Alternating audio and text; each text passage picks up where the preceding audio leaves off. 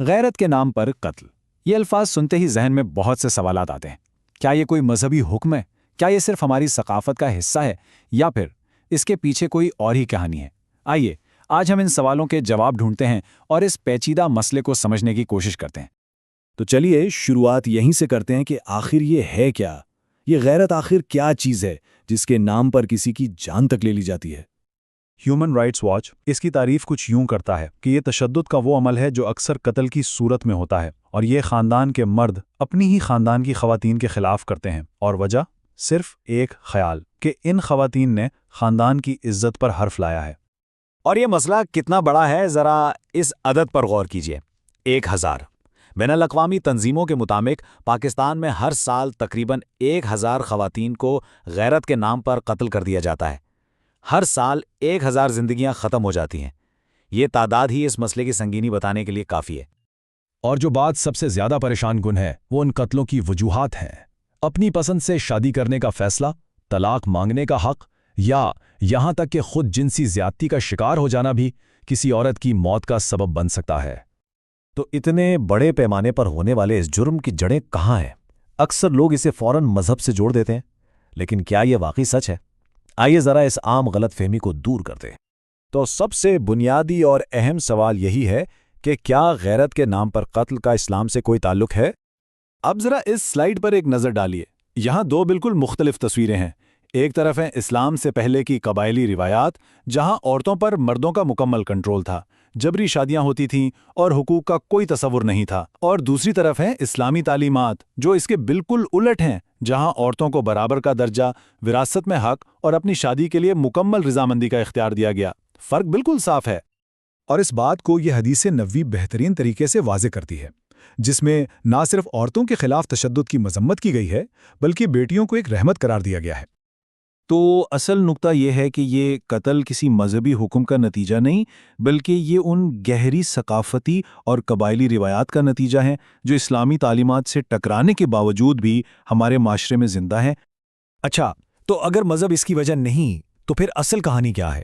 ان ہولناک جرائم کے پیچھے اصل میں کون سی طاقتیں کام کر رہی ہیں؟ آئیے ان اصل محرکات کو سمجھتے ہیں۔ دیکھیے، یہ معاملہ صرف غیرت کا نہیں ہے، اس کے پیچھے طاقت، کنٹرول اور پیسے کا کھیل بھی ہے۔ ایک پتر شاہی نظام میں جب کوئی عورت اپنا فیصلہ خود کرتی ہے تو اسے اتھارٹی کے لیے خطرہ سمجھا جاتا ہے۔ پورے خاندان کی عزت کو ایک عورت کے کردار سے جوڑ دیا جاتا ہے، اور اکثر جائیداد اور وراثت پر کنٹرول رکھنے کے لیے بھی عورتوں کو اپنی پسند سے شادی کرنے سے روکا جاتا ہے۔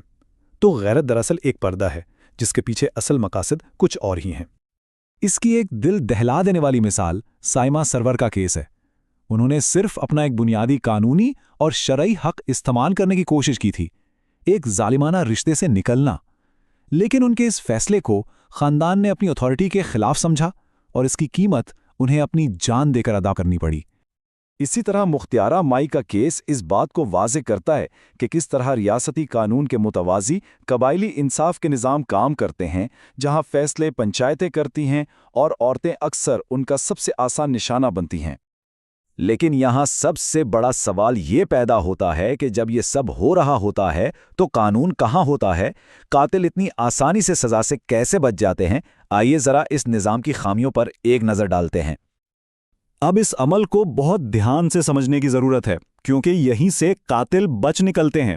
ہوتا یہ ہے کہ پہلے تو خاندان کا ہی کوئی قریبی فرد جیسے باپ یا بھائی قتل کرتا ہے، پھر ہمارے قانون کے مطابق قتل ایک ایسا جرم ہے جس میں فریقین صلح کر سکتے ہیں۔ اب ہوتا یہ ہے کہ مقتول کے وارث، جو کہ خود خاندان کے ہی دوسرے لوگ ہوتے ہیں، قاتل کو معاف کر دیتے ہیں، اور بس اس معافی کی وجہ سے قاتل سنگین سزا سے بچ جاتا ہے۔ یہ وہ قانونی کمزوری ہے جس کا بار بار فائدہ اٹھایا جاتا ہے۔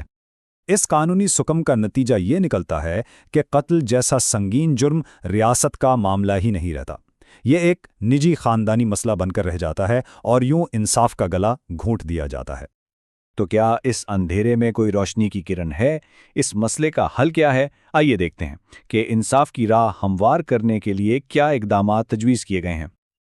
آگے بڑھنے کا راستہ بالکل واضح ہے۔ سب سے پہلا اور سب سے اہم قدم، غیرت کے نام پر قتل کو ایک ایسا جرم بنایا جائے جس میں صلح کی کوئی گنجائش ہی نہ ہو۔ ریاست کو خود مدعی بننا ہوگا، نہ کہ خاندان کو یہ اختیار دینا ہوگا۔ تحقیقات شفاف ہونی چاہیے اور سب سے بڑھ کر لوگوں کو یہ تعلیم دی جانی چاہیے کہ اسلام میں عورتوں کے حقیقی حقوق کیا ہیں۔ تو آج کی ساری بات چیت کا خلاصہ یہ ہے کہ غیرت کے نام پر قتل ایک ثقافتی جرم ہے جس کا مذہب سے کوئی تعلق نہیں۔ اس کی بنیاد دراصل پترشاہی نظام، مالی مفادات اور طاقت کے کھیل پر ہے، جسے ہمارے قانون کی کمزوریاں مزید ہوا دیتی ہیں، اور یہ اسلامی تعلیمات کی کھلی خلاف ورزی ہے۔ اور آخر میں یہ ایک سوال جو سوچنے پر مجبور کرتا ہے کہ جب قانون، ثقافت اور خاندان ایک دوسرے کے آمنے سامنے کھڑے ہوں تو معاشرے کے سب سے کمزور افراد کے تحفظ کی ذمہ داری آخر کس کی ہے؟